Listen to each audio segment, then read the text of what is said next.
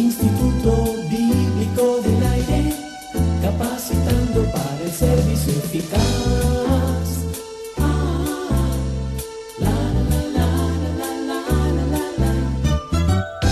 Un saludo cordial, sincero y lleno de alegría para ese atento estudiante del Instituto Bíblico del Aire. Todo está preparado para continuar hoy con las interesantes lecciones en el Antiguo Testamento. Si es posible, tenga a mano su Biblia, papel y lápiz para aprovechar mejor estos estudios.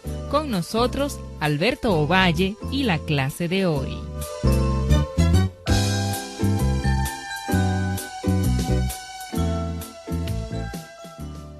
Continuamos con nuestra serie en el libro de Segunda de Samuel y estamos hablando acerca de las consecuencias del pecado. Si estuvo con nosotros en nuestra lección anterior, recordará que hablamos acerca de 3 hechos que demuestran las graves consecuencias del pecado en las vidas de aquellos que lo practican. Pero en contraste, vamos a estudiar en el día de hoy los 3 hechos de la salvación.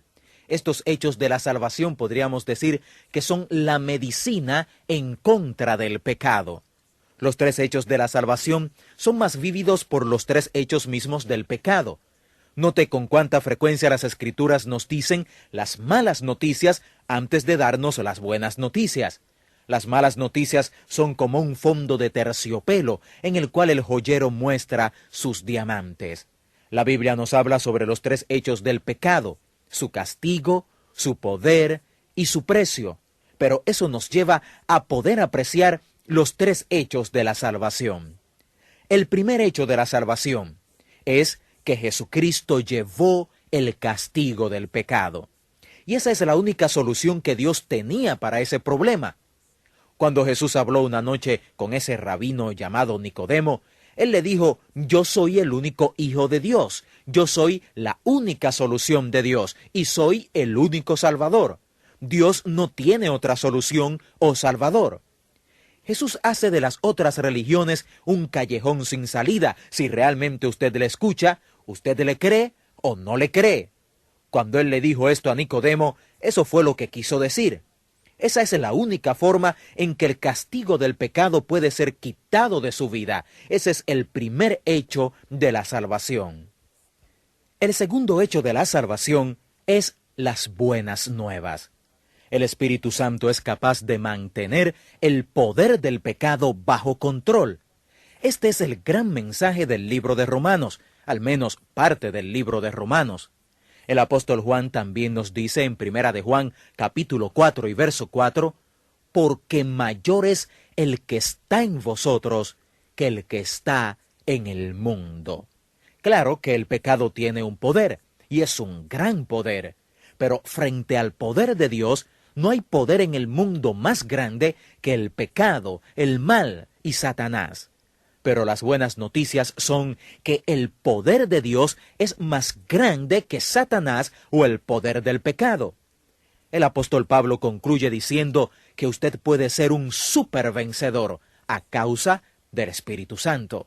No tenemos que vivir en el pecado, bajo el poder del pecado. Usted se puede apropiar de la gracia de Dios y ser un supervencedor sobre el pecado. Pablo concluye su carta a los romanos resumiendo la primera parte con este versículo en el capítulo 5, versículo 1.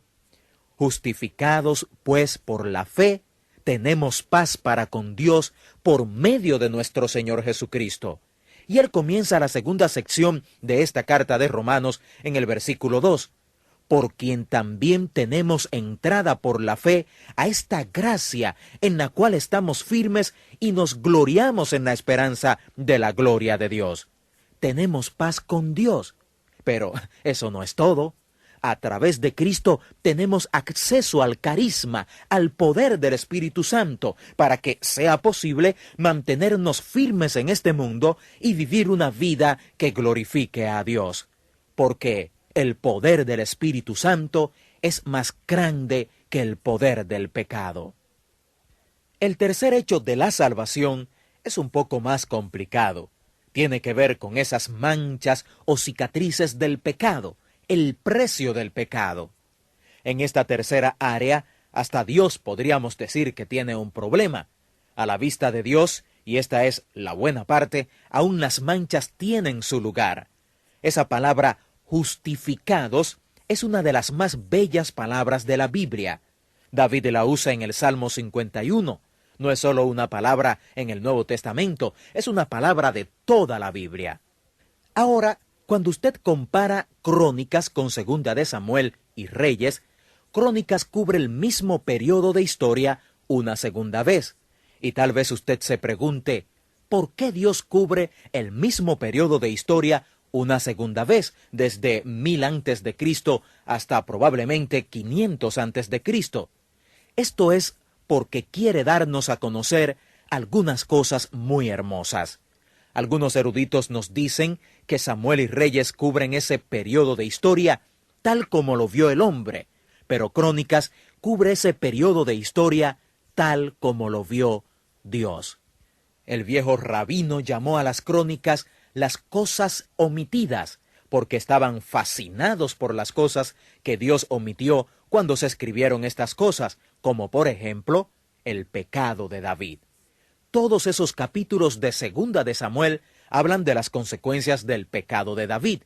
Cuando usted lee sobre David en las Crónicas, toda esa sórdida historia ni siquiera es mencionada, es omitida, porque cuando David confesó y se arrepintió, ya para Dios era como si nunca hubiera sucedido. Piense sobre su vida como si fuera una cinta de cassette. Cuando llegamos a la parte del pecado en su vida, Dios corta la cinta, y después de los capítulos de pecado, Dios corta la cinta otra vez y la une de nuevo. Y cuando usted la vuelve a poner, ya no hay pecado. No es solo perdonado, es como si nunca hubiera sucedido. David es una gran ilustración de eso. Pero en la Escritura, cuando nos habla sobre este hermoso concepto de la justificación, 150 veces en conexión con esa palabra justificados, aparecen estas tres palabras: a su vista, a la vista de Dios, tal como si nunca hubiese pecado, sin mancha ni cicatriz, nada, a la vista de Dios. Pero hay dos dimensiones de la justificación. Es una cosa ser justificados a la vista de Dios y otra cosa ser justificados a la vista de la gente. Por ejemplo, si usted comete asesinato y uno le visita en la prisión donde ha sido condenado y usted acepta a Jesucristo, a la vista de Dios es como si nunca usted hubiera pecado. Pero, ¿quiere decir eso que usted saldrá en libertad? ¿Que puede dejar la prisión? No, porque hay justificación a un nivel. Es tanto vertical como horizontal, a la vista de Dios y a la vista de la gente. A la vista de Dios, usted no tiene problema, porque la salvación se hace cargo de la mancha del pecado. Cuando Dios mira ese manto todo manchado, Él no ve mancha alguna, pero es aquí donde la Escritura dice: vete y no peques más. Y nos da la razón por las que no debemos pecar. Hay manchas que pueden caer en el manto y manchas que usted puede hacer en los mantos de otros, y para la gente, a la vista de los demás, estas manchas son indelebles. El Nuevo Testamento, y de hecho toda la Biblia, nos enseña los tres hechos del pecado. El pecado tiene un castigo, tiene un poder y tiene un terrible precio. ¿Puede usted ver esto en la vida de David? Seguro que sí.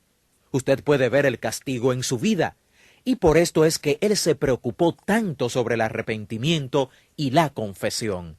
Él realmente creía eso, porque ese es el Evangelio. Esa era la razón de ser del tabernáculo, y esa era también la razón de ser de todos los sacrificios.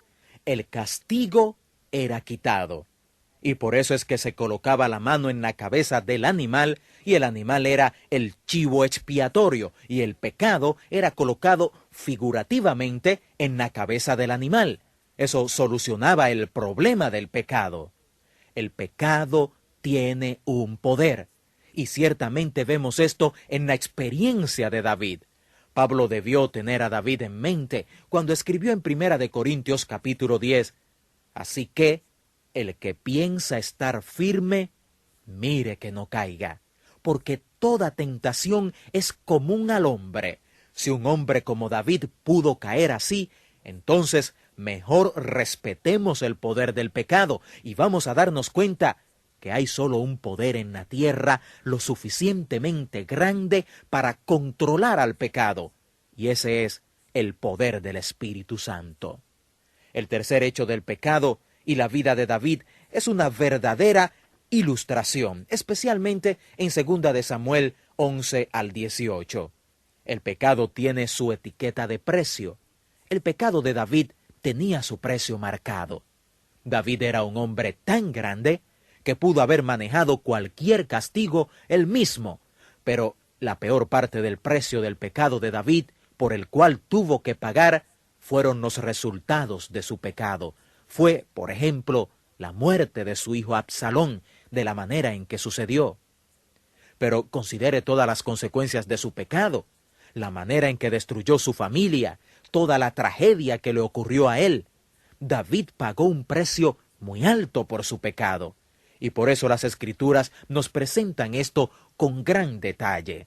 Toda la historia de lo que tuvo que pasar David por causa del pecado.